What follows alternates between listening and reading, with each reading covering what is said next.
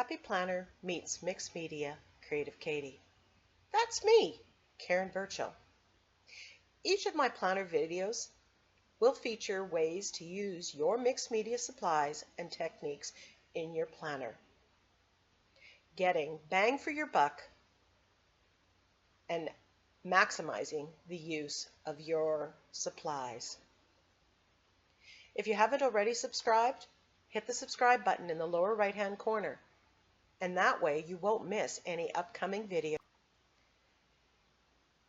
In the first two videos, I used jelly prints cut to the sizes of the boxes, and as you can see, I have many of those cut, but always looking for alternative ways to add color to the page.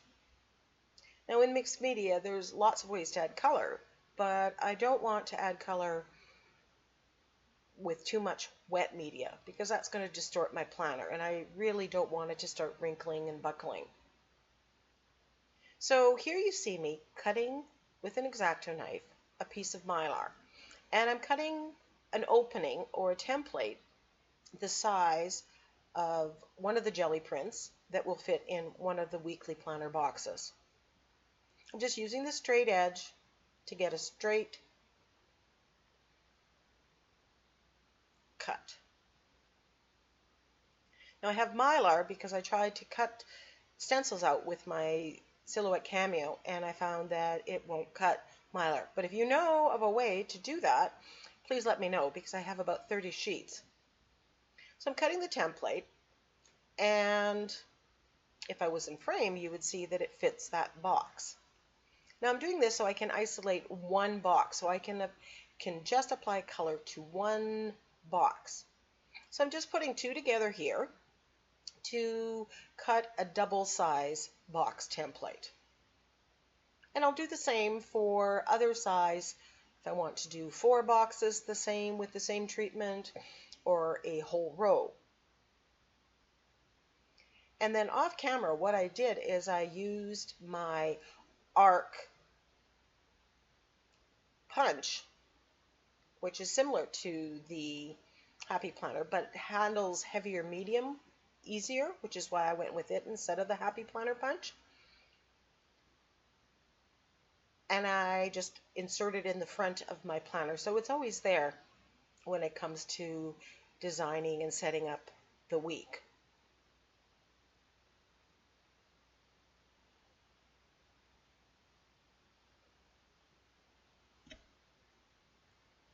So here's my week. This is the week that we're in right now, and I'm still playing catch up.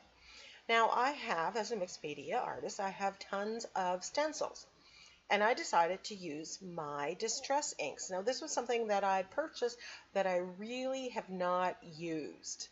I was all set up to use, but I find I'm just not using it in my art journal or in my mixed media art. And this year I decided that needs to change. And it's perfect because it isn't overly wet. And I have lots of stencils, smaller scale, that I can put, so I can build lots of variation on the pages with the colors or the stencils. So here I'm just putting the greener color, this teal color, I think it's called Evergreen Bough, on top. Now if you apply it heavier or lighter, go over it more than once, mix colors, the variations are endless. And I'm really liking how easy this is. The benefit to this is it's light enough and easy enough to write on afterwards. So you've added color, but you haven't added any texture or anything like that that may make it more difficult to write on. And sometimes with the jelly prints, they may be too dark, or they may have some texture and bumps in them, which makes writing on them a little bit more difficult. So I decided that I'm going to mix and match. I'm going to put some jelly prints on there and some distress ink stenciled on as well. Now the possibilities really are endless when it comes to designing your stencils. The colors that you use, the stencils, there's so much variation that can be built into there. And I can see at some point in time going solely using distress inks.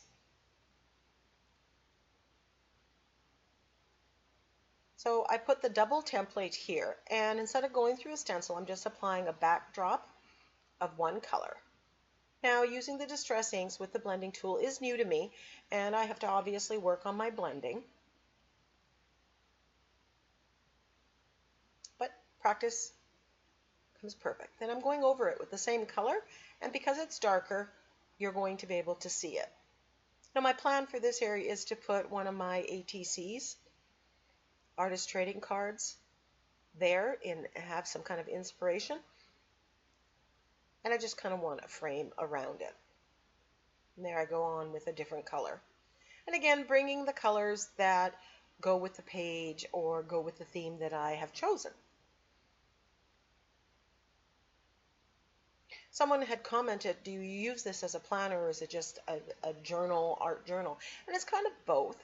For me, I want to use my creativity to make up different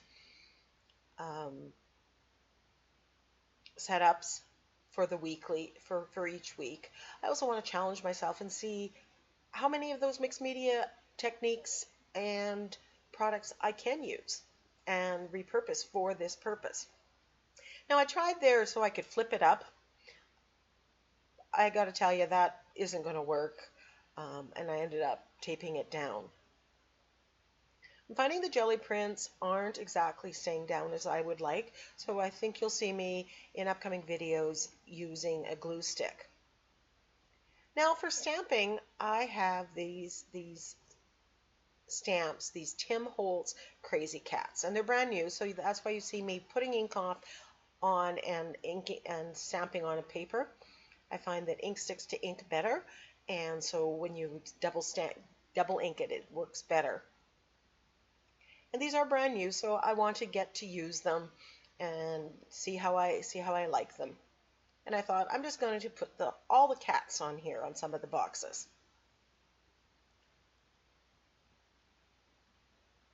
The cat on the bottom, you'll notice that I kind of have him between boxes. So you can still write on both of those boxes in and around the cat. And I like that idea. I attached a ATC, says hope, have only positive expectations. I glued down some jelly prints for my to-do list. And this is also a place that I want to be able to use and practice my lettering. So sometimes on the blank parts, along with coloring, I might be doing some doodling, and I might be doing some practice of lettering to use in my art journal.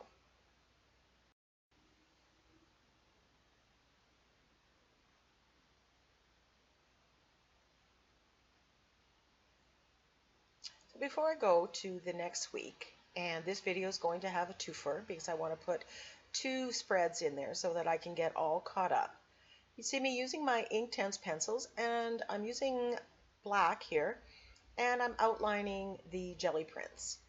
Then you will see me using a small round brush, and I'm activating the Inktense pencil and just outlining the boxes. And I find this really sets this off. Outlining is a very common mixed media art journal technique, and it really sets things off from the page. And with multiple colors of watercolor pencils or Inktense pencils, the sky's the limit with colors, and you can match any theme or color spread that you have.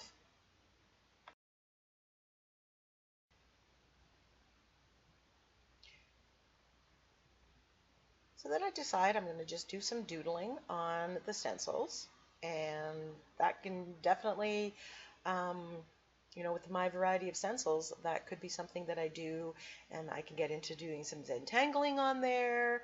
It's not something that I do a lot of, but it's something I can definitely do more of over time. And if you're a Zentangler, it's a perfect idea to do on top of color. Just edging and doing some trim work around them, just things to make each of them pop.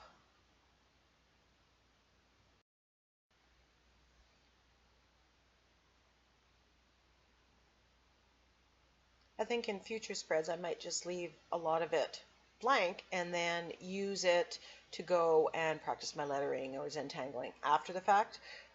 I don't want to use up all the space in doing all these things and then not have it to use as a planner. So then it occurs to me that I can outline the Inktense or the distress inked areas. However, distress ink is not permanent and it will reactivate with water, so you will get some smudging. But I'm okay with that. It gives a nice watercolor look to the whole look. So now I'm just getting up my blocks. I've decided that to cover the bigger areas, instead of coloring it in and then going over with the water brush, I'm just wetting my brush first and then rubbing it on the block. You'll see me in a few minutes actually do that and then make a pool of color on my craft mat that I use to paint the cats on this spread with. So I have the areas, the colors swatched out, and I always refer back to this. It takes some time to get those things done, to swatch all your color mediums, but it saves time in the end because you can go to the exact color that you're wanting, either for the base color or for highlighting.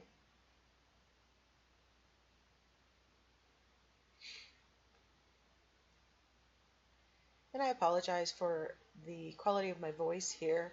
I've been suffering with a head cold after I came back from Saskatchewan, and so just kind of at the tail end of it, I'm hoping. So if you get ink or a color where you don't want it, just rub it with a clean brush, clean water, and then pick it up with paper towel, and usually that will get rid of it. Even with the Inktense block, as long as it hasn't totally dried. Remember, the Inktense blocks or pencils are permanent when they are dry. So you have a small window in order to do that. Whereas watercolor, you'll be able to pull up the color at any point in time, should you desire to do that. So I'm just having fun painting these cats. These stamps have a lot of cross-hatching, and that kind of puts its own highlights and lowlights in, which is kind of nice, the shadows and stuff. So I'm just putting an extra layer of color and building up color there.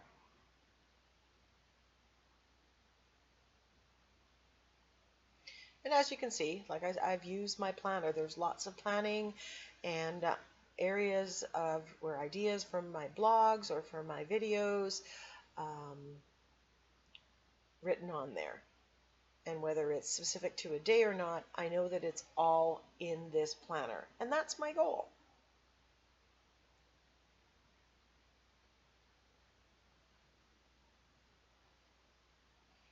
You know, this is a planner first, and I'm also using it as a place to get creative because that's what I love to do. And it is a creative planner. For the most part, while I have my day-to-day household chores and appointments in here, I also primarily wanted to be about my art in YouTube channels and blogs. So I'm just loving these crazy cats. They look really great. Here's the whole spread.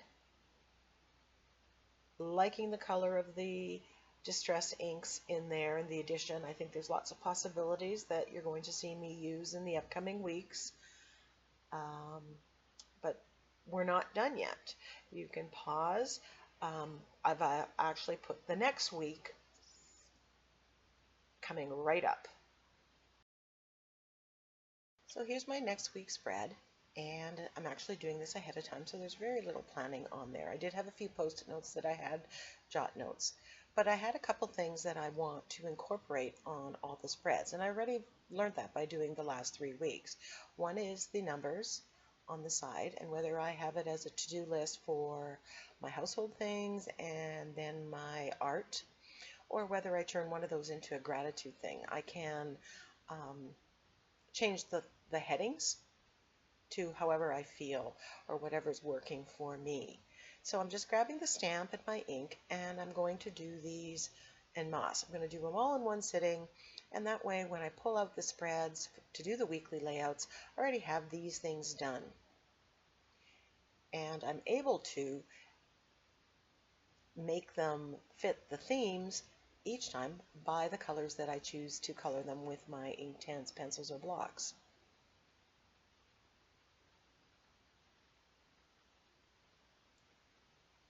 The other item that I liked in each of the pages was the light bulb, because this is where I'm putting my ideas for my blogs, for my YouTube videos, and that kind of stuff. So I like having the light bulb there, and I can color that any color that goes with the spread as well. And I'm varying where I place this light bulb. We'll see if placing it ahead of time becomes problematic or not. So now I can put away these stamps, and at least till the end of February I am good to go. So starting this spread, I thought I'd try one new thing. I have these border stamps. This is the dilution set, and this set I'm not even sure where I got it. But I'm going to put some of this detailing along the lines that separate the boxes. I have this heart one, which was, there were two of them together, and I actually cut them apart because I like them better that way. Now I have to admit that by the time this spread was done, the addition of these didn't seem to make a whole lot of difference. They didn't really add to the page or anything, so might try it again to see if it's different, if I can use them in a different way. But right now I'm saying it's not something, didn't add enough to the page to make it worth my while to add this extra step. But stay tuned. I reserve the right to change my mind. And as I'm even saying that, I'm thinking, oh, I think I might be able to come up with another idea for those border stamps.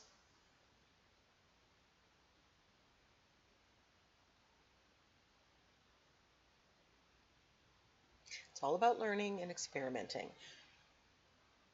And one of the things I want to do in these videos is share with you the process. So I grabbed my binder that has my stamps. Now these are my hot off the press little stamps, and they just have nice little pictures, thematic ones, and I'm just pulling them and putting them on to the planner and setting up the planner. Now I'm deciding which ATC that I want to put out. And I realized that I have a whole bunch of ATC cards that I had that I used to mop up leftover paint. And then over time, I've doodled on some, I've stamped things on some. Some of them are almost finished, like this one, and others just have some paint on them. So I think what I'm going to challenge myself is to use these up. So of course I'm having a bit of a problem deciding which ones I want to use on this spread. So I've dug out some of my jelly prints and I've glued those down, and I have these series of stamps. It was again from a hot off the press sentiments collection, and just putting a few coloring ones. I want to leave open a few of these spaces this week because I don't have any planning in there just yet, so I'm not sure how much I want. If I want, I can always add more colored sheets or more stamps later, or in any area that's blank, do some doodling or practice my lettering.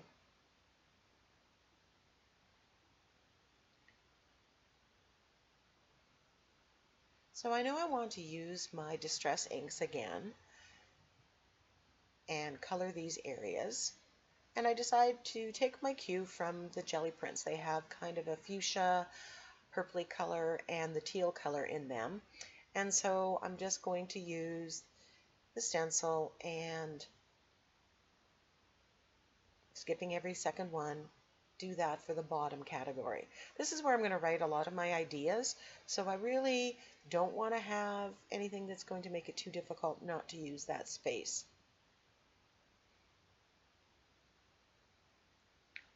But I like having the color. Now remember, Distress inks are water activated, so if I was to go with the next color, I might mix it up So you really need to clean those off your stencils. It's not like acrylics that are going to dry and be permanent.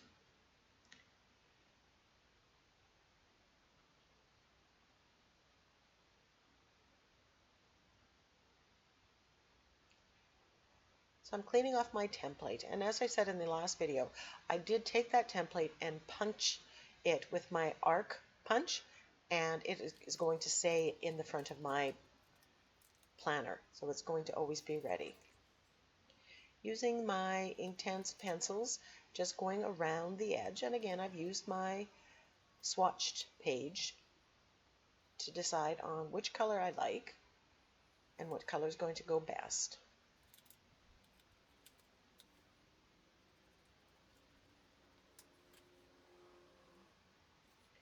So you can use Neocolor IIs, watercolor pencils. You can just shade it with regular pencil crayons if that's what you have.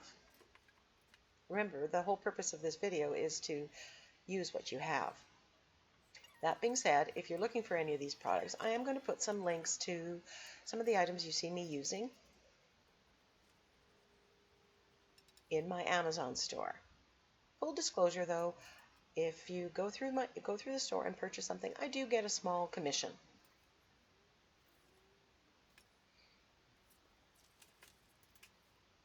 So again, when I activate the borders around where I've used the Distress ink, it does blur a little bit and you get that watercolory faded look, which I like. So I'm not really taking any precautions to make sure that doesn't happen.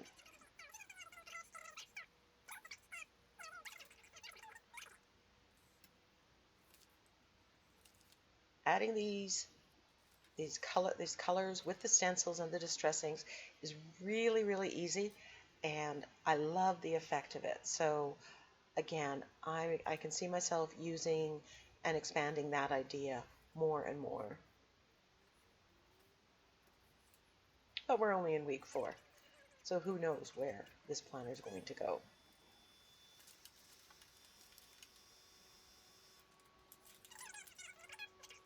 So I have that kind of green color in the ATC that I have, and so I want to bring that into the light bulb. And now it's showing up very yellow here, but it's more green in real life.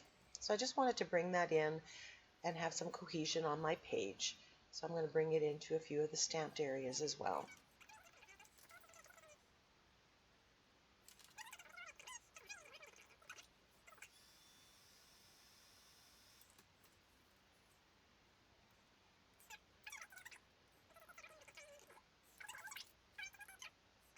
And here you see me just using water and the paintbrush to develop a pool of water off the Inktense pencil.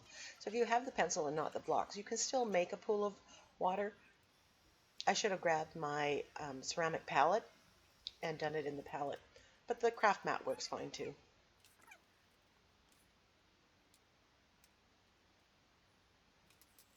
And a little goes a long way. But for speed, I find it works better this way. It's a little faster than coloring it and then activating it with water. So I'm just continuing in the same fashion with the colors that I've chosen for the theme and coloring in the stamps that I have put on here.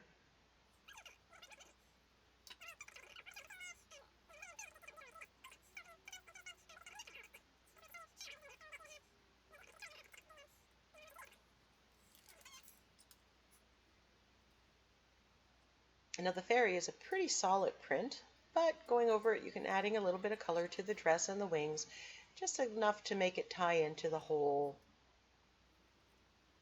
thing. I'm loving the fact that I can use these stamps more, get more bang for my buck. So I'm really thinking about using a theme a week with my ATCs, along with using up those cards that I showed you earlier. If you like that idea and want to play along, leave a comment in the comment section. Tip the scales one way or another. So just put the headings there. So I'm still undecided if one's going to be gratitude or they're just going to be to-dos for household and to-dos for my art. And the spread is ready for me to start my planning on. I hope you're enjoying these videos. I'm enjoying creating the spreads and the layouts for each week. I'm having fun with my stamps and trying to find new ways to take my mixed media materials and techniques and use them in the planner.